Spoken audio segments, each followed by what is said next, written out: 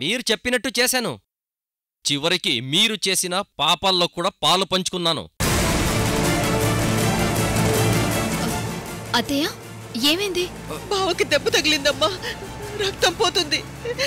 ఏమవుతుందో అని నాకు భయంగా ఉంది. సరే సరే, ఏ హాస్పిటల్కి తీసుకెళ్తున్నారు? హిమబిందు హాస్పిటల్కి తీసుకెళ్తున్నావమ్మా.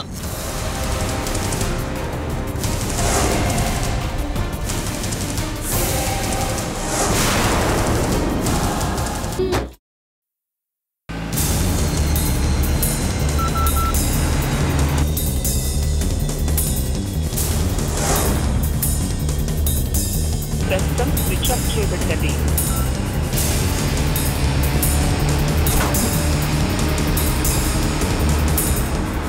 శక్తులు గారు, మీరేం కంగారు పడకండి. హాస్పిటల్ దగ్గరికి వచ్చేసాం. చరణ్కేం కాదు.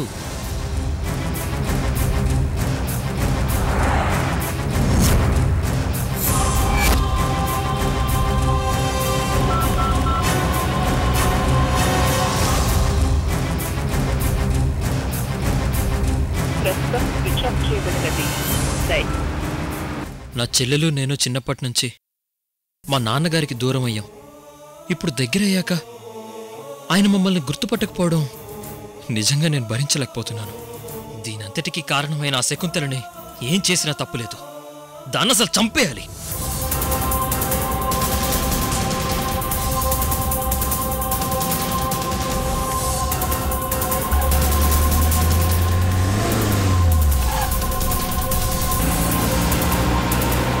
అత్తయ్య వాళ్ళకి నాన్నగారు అక్కడే ఉన్నారని తెలిస్తే అయిపోతుంది, మొత్తం అయిపోతుంది. ఈ భాగమతికి ఏమైంది? ఫోన్ లిఫ్ట్ చేయదు.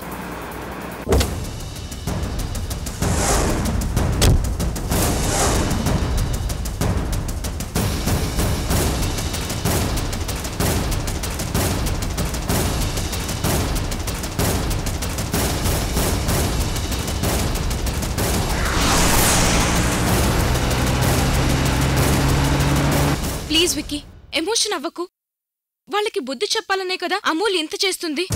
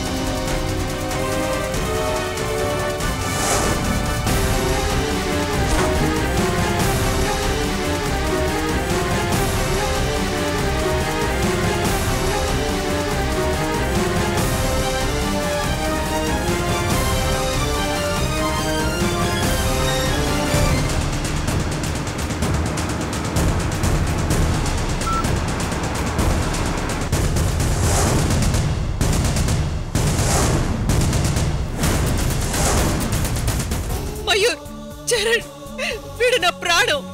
వీడికి ఏదైనా అయితే నేను తట్టుకోలేను. ఏం కాదండి, మీరు ధైర్యంగా ఉండండి. నానా, నానా చరణ్.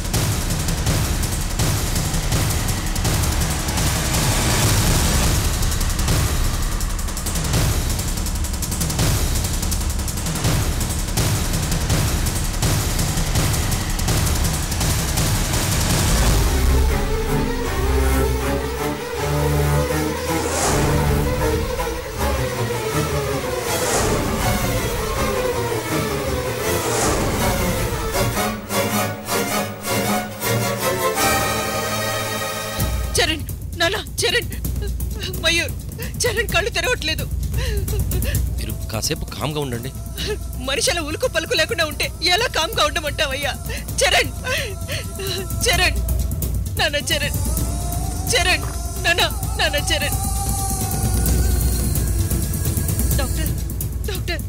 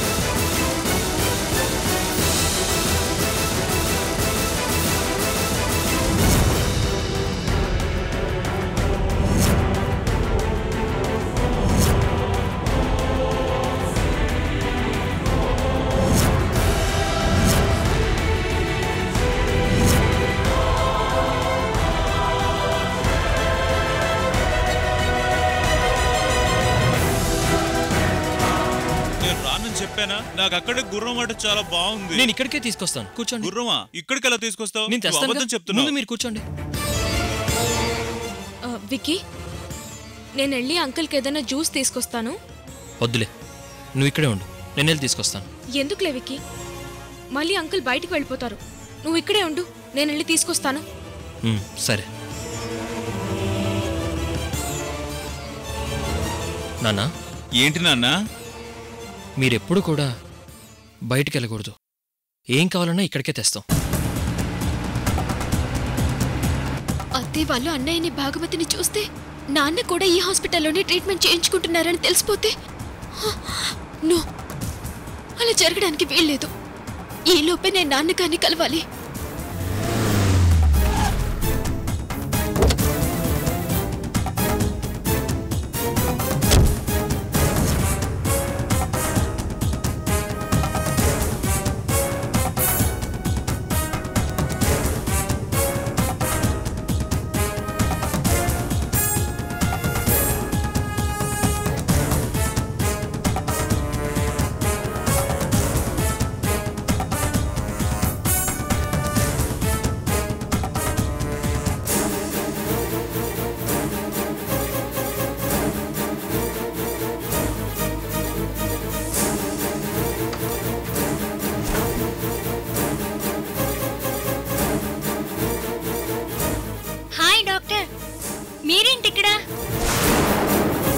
హే సుటి, వాట్ ఈ సర్ప్రైజ్! నువ్వు ఈ హాస్పిటల్లోనే వర్క్ చేస్తున్నావా? అవును డాక్టర్. అవును, మీరు హాస్పిటల్లో మానేశారని తెలిసింది. అంటే యాక్చువల్లీ నేను యాక్చువల్లీ ఓన్గా హాస్పిటల్ స్టార్ట్ చేస్తున్నాను. అవునా డాక్టర్? కంగ్రాచులేషన్స్ అండి. సార్, నన్ను కొంచెం గుర్తు పెట్టుకోండి.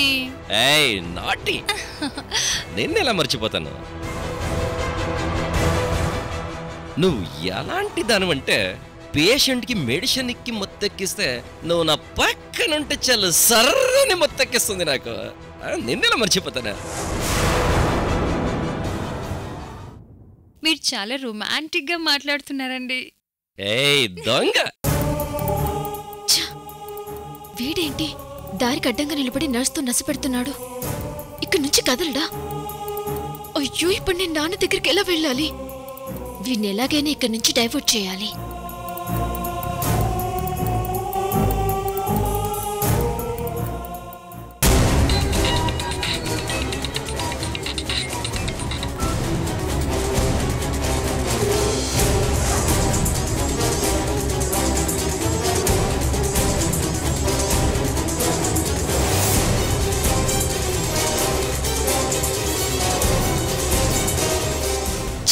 ఏదో ఫోన్ లిఫ్ట్ చేయడం.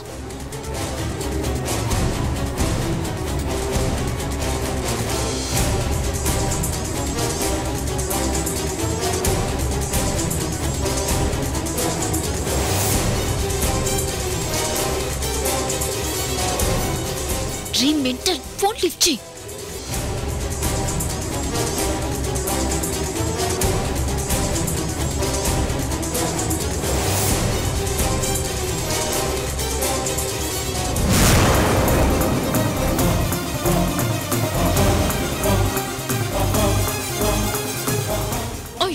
భాగమతి వాడి దగ్గరికి వస్తుంది.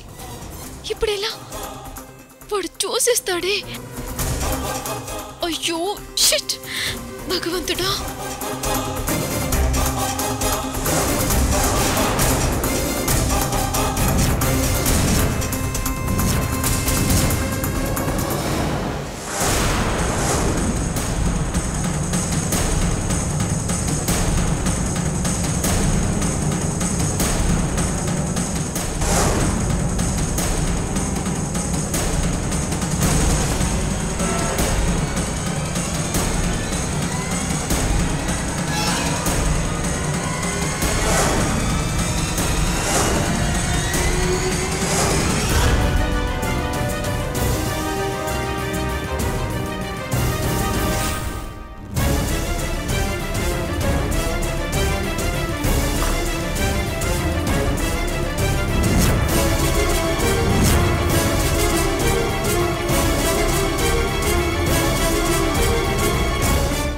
నా బొమ్మివ్వు. చెల్లెమ్మా, ఏమైంది? ఏంటా టెన్షన్? అన్నయ్య, జస్ట్ మిస్. లేదంటే ఆ మయూర్ భాగమతిని హాస్పిటల్లో చూసేసేవాడు.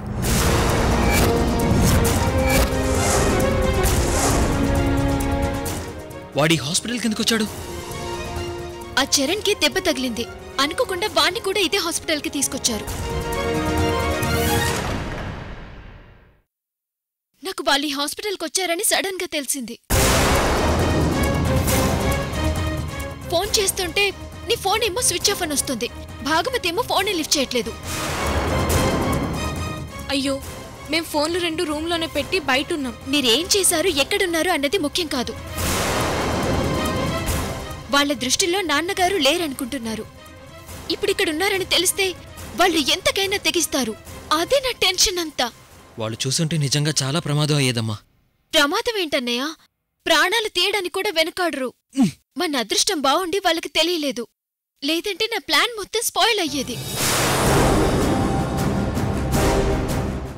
చూడండి, నేను చెప్పే వరకు మీరెవరూ రూమ్ బయట అడుగు పెట్టొద్దు. వాళ్ళు ఇటువైపు రాకుండా నేను మేనేజ్ చేస్తాను. వాళ్ళిక్కడ ఎన్ని రోజులుంటారు ఫ్రెండ్? అదంతా తెలీదు. ఇప్పుడు నేను వెళ్ళి తెలుసుకోవాలి. పొరపాటున కూడా నాన్నని మాత్రం బయటికి రానియొద్దు. మీరు కూడా రావద్దు. వాళ్ళిక్కడి నుంచి డిశ్చార్జ్ అవ్వాలంటే నా దగ్గర ఒక ఐడియా ఉంది. ఏంటమ్మా? చెప్తాను.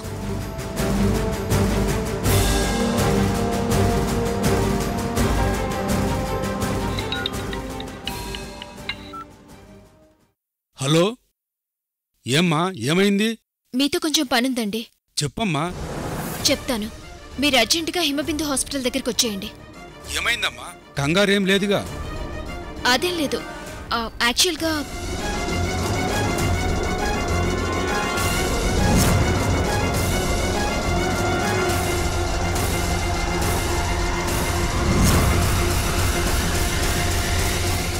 అలాగేనమ్మా.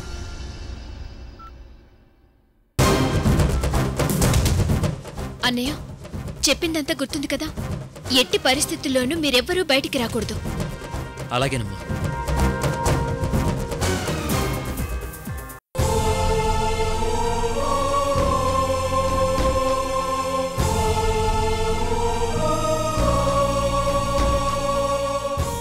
డాక్టర్, మా అబ్బాయికి ఏం కాలేదుగా? He is out of danger. ఒక 1 అవర్లో కాన్షియస్లోకి వస్తాడు. ఇప్పుడు మీరెళ్ళి చూడొచ్చు. Thank you. మయూర్, చరణ్కి ఏం కాలేదంట. పద వెళ్ళి చూద్దాం. చరణ్కి ఏం కాదని నేను ముందే చెప్పాను. మీరే అనవసరంగా కంగారు పడ్డారు. నాకు వాడొక్కడే కొడుకు. నేనేం చేసినా వాడి కోసమే. అందుకే తల్లబగలు కొట్టారా? అసలు ఇదంతా నీ వల్లే మయూర్. అనవసరంగా వాడి మీద ఇమోషన్ అయ్యావు. ఏం చేయమంటారు? అమూల్య నన్ను అన్నయ్య అంటుంది. 1 రూపాయి కూడా ఇవ్వనంటుంది. చేతిలో చిల్లి గవ్వలేదు. మీకు తెలుసా? పొద్దున్నుంచి 1 సిగరెట్ కూడా కాల్చలేదు. మందు తాగి 3 రోజులైంది. ఎలా బతకమంటారో? మీరేమో నా చేతికి ఆస్తి వస్తుంది వస్తుంది వస్తుంది అంటూనే ఉన్నారు. ఎన్ని చేసినా అదేమో రావట్లేదు. ఏం చేయాలని నేను టెన్షన్ పడుతుంటే మధ్యలో చరణ్ నన్ను రచ్చ కొడితే మండదా? సర్లే, అవన్నీ తర్వాత మాట్లాడుకుందాం. ముందు చరణ్ చూద్దాం, పద.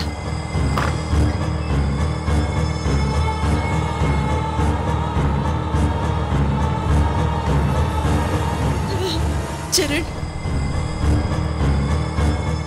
చరణ్, చరణ్.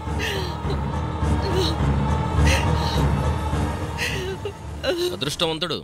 లేదంటే ఈ పాటికే ప్రపంచం మొత్తము 10 రౌండ్లు వేసుండేవాడు. మయూర్, ఇలాంటి సమయంలో అశుభం మాట్లాడకు. మీకు ఇలాంటి సెంటిమెంట్లు కూడా ఉన్నాయా?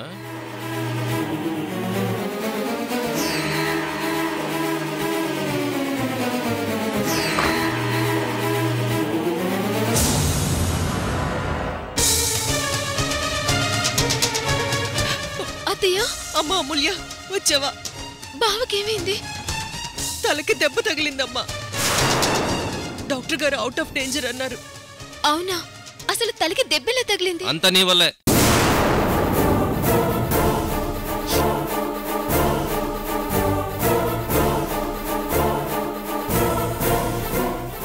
నా వల్ల దెబ్బ తగలడం ఏంటి?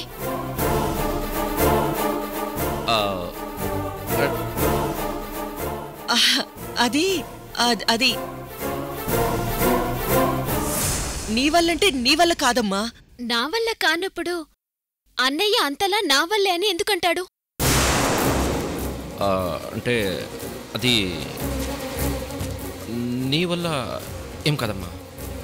అన్నయ్య, నేను చిన్నపిల్లని కాదు, నువ్వు నన్నే అన్నావని నాకు తెలుసు. నేను నేను నేను నిన్నాను లేదమ్మా. బావ తలకి దెబ్బ తగలడానికి కారణం నేనే అని నువ్వన్నావు. నేనెలా కారణమయ్యానో చెప్తావా లేదా?